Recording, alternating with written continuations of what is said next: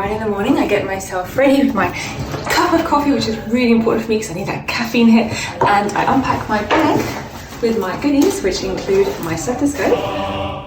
And I always have my favorite pen, and I'll tell you more about why I always keep one particular pen when I'm writing my prescriptions and so on. Alrighty. Going through my inbox this morning, I can see a few urgent cases that I'd like patients to come back and see me. I have got this query of a suspected cancer, which I have asked the reception staff to bring that patient back ASAP so I can discuss that and further evaluate it more. Halfway through now, and then I'm gonna see my first patient. High sugar, that needs to be discussed. So this is also a lady who's got high sugar as well, which will need to be discussed. Nice normal finding, which is, I love seeing normal results. And again, another nice normal finding and another nice normal finding. With all of your blood tests, I always make sure that I am going through them with a fine tooth comb to ensure that we're not missing out any abnormal pathologies. Another thing that I like doing in the morning before I start my day is take a look at my appointment book and see exactly what's coming my way. So in the morning, I can see I've got a few general consultations, a few scripts to write up, a few referrals, which is all pretty easy going. And then later on this morning, I've got some cosmetic medicine to do, which is going to be jawline fillers. And this lady's kindly agreed to be on video, so we're going to check her out very soon. And then in the afternoon, we're going to be following up some patients who I've seen for results before, and also a couple of cosmetic patient follow-ups as well to see their before and after pictures, which is always really exciting.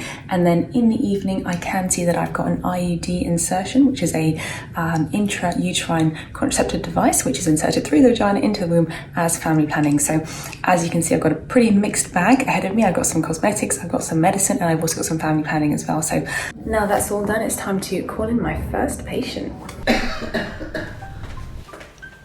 Next patient, come on through. So my first patient was a beautiful newborn baby, 11 days old. And the best thing about being a general practitioner, one of the best things about it, is being able to follow a mum from the moment that she says, I'm pregnant, to watching the baby bump grow, to finally getting to meet the baby that's inside, and then doing the all-important weighing of the baby and checking them out, doing the examination, and just getting to put a face to the heartbeat that I was always listening to at 20 weeks, at 30 weeks, and so on. So that's a very fulfilling part of the job, and seeing these gorgeous, beautiful babies that come out, yeah, it's a lovely journey to follow. Very, very honoured to do that. One other important part of my day is doing some telephone consults. So at the moment, because of the virus that is going around, we do offer our patients telephone consultations, and usually this takes the form of me calling the patients up at a specific time, and usually patients will just require a repeat prescription, or they may have some questions about, say for example, a condition that they're worried about, or even in some situations, some patients are worried that they might even have the virus themselves, and so they want some advice as to what to do next.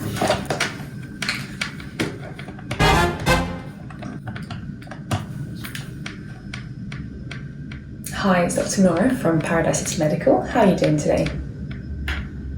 I'm good, thank you. How can I help? Okay. Sure, and how are you doing with that medicine so far?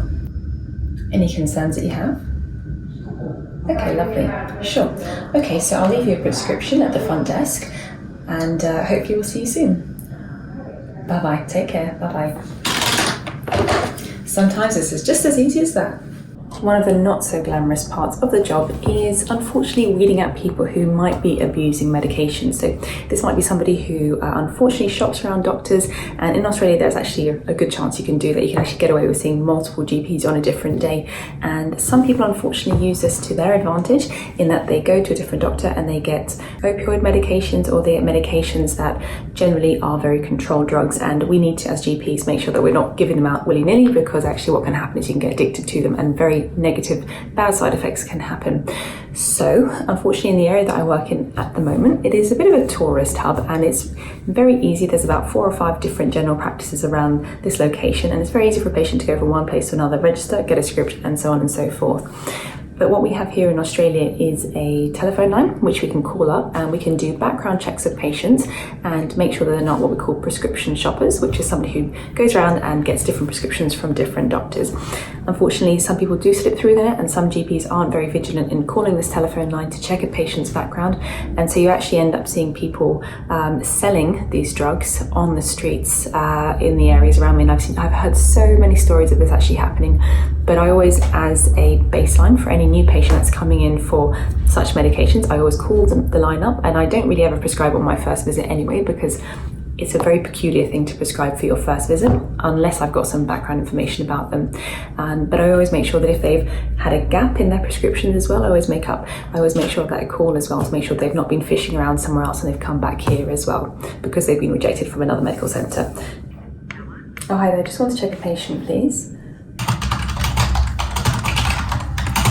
Another really important part of a day as a general practitioner is to make sure that we're writing contemporaneous full notes, because I've been to some medical centres where literally the doctor will write 2 letters or 2 words or even just a brief sentence, and it gives you absolutely no idea as to what's happened in that consultation. And needless to say, medico-legally, that's just an absolute nightmare for that person. So for me, I always make sure that I spend a good couple of minutes writing down all of my notes in thorough detail, especially if I examine the patient. I need to write down exactly what examinations findings I found, and then I give a nice management plan at the end as well to say to the next doctor who's having to read my notes that they know exactly what I was thinking and what I'm planning for that patient to do as well.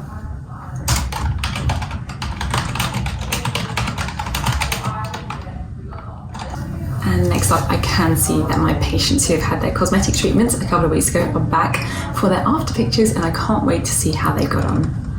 It's always so much fun seeing my patients coming in after their anti-wrinkle treatment. So the last 2 ladies I had were follow-up patients from 2 weeks ago, and they came, it was their first time to have anti-wrinkle, and they had it on their foreheads, the frown, the smile, and they just look so different, and they look wonderful, they look fresh-faced. Even the mum of the lady who came in, she said, oh, my colleagues at work have said to me, you look different. Have you had some anti-wrinkle? And she was like, no, I just use a serum. I've got a new serum.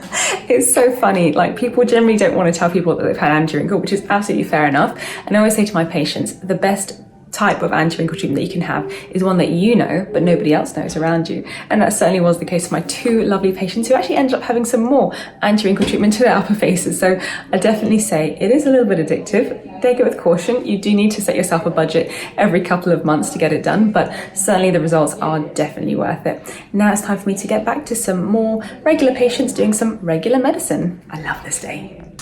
So just an interesting observation that I often come across here as a general practitioner. As we were speaking earlier about sort of checking for patients, making sure they're not abusing medications and making sure that they're not sort of going around doctor shopping, often we're presented with patients who might fit the presentation or might fit the kind of look that we tend to see for people who are suspected doctor shoppers, and it tends to be somebody who might be a bit dishevelled, doesn't really keep up their appearance as well, maybe wearing rough clothes, because as we know, sometimes they can actually sell those drugs onwards for a good amount of money on the street. So when I see patients who are a little bit fit that criteria, I do get a little bit, I guess I get a bit of a spidey sense. I think to myself, okay, is this person a drug shopper or what's going on? So classic example is the patient I just saw right now. He kind of fit that presentation, but actually when I did my phone calls, he actually came as negative, which was interesting. So I suppose the moral of the story here is we don't judge you, obviously we treat everybody the same, but if perhaps you rock up to the doctor and you're kind of cursing, which this guy was, if you're cursing and you kind of look like you haven't got your shoes on or you're dishevelled, we might suspect highlier that you might be up to no good than if you weren't. But in saying that, I have come across some patients who are very well dressed. You would never have suspected it. I've even come across grannies who are the most sweetest things ever, and they actually end up being the drug shoppers. So you can never guess who is going to be a drug shopper.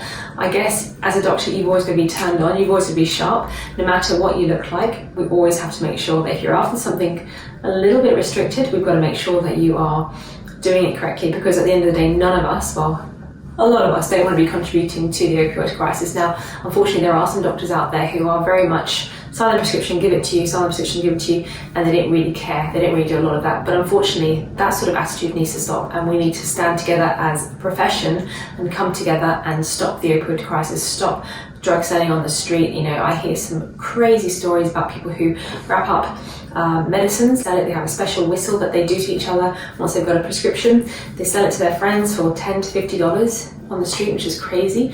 And as a recipient of that drug, how can you be so sure as to what that drug is? It could be anything, it could be a sugar pill. But yeah, so people make a tiny profit out of this, and I certainly don't want to be the doctor that does that. And since I've been in this practice for the first 1 year that I was here, definitely I used to get a lot of them, because they often tend to go to new doctors, and as soon as they work out that you're not that kind of doctor, they will go. Literally, I have none of them anymore. So when I started out, all very new, everybody wanted to come to me, see, testing the waters, and then as soon as I rejected a bunch of them, they talk to each other and they say, no, this doctor's not one of them. So yeah, it's interesting. Being a doctor, you don't have to just think about the diagnosis in front of you, but you have to think about what is that person's intention behind. And most of the time people are absolutely fine, as was the case with this chap, but you just have to always have your intuition keys on lock. All right, time to finish up this last patient and see my next.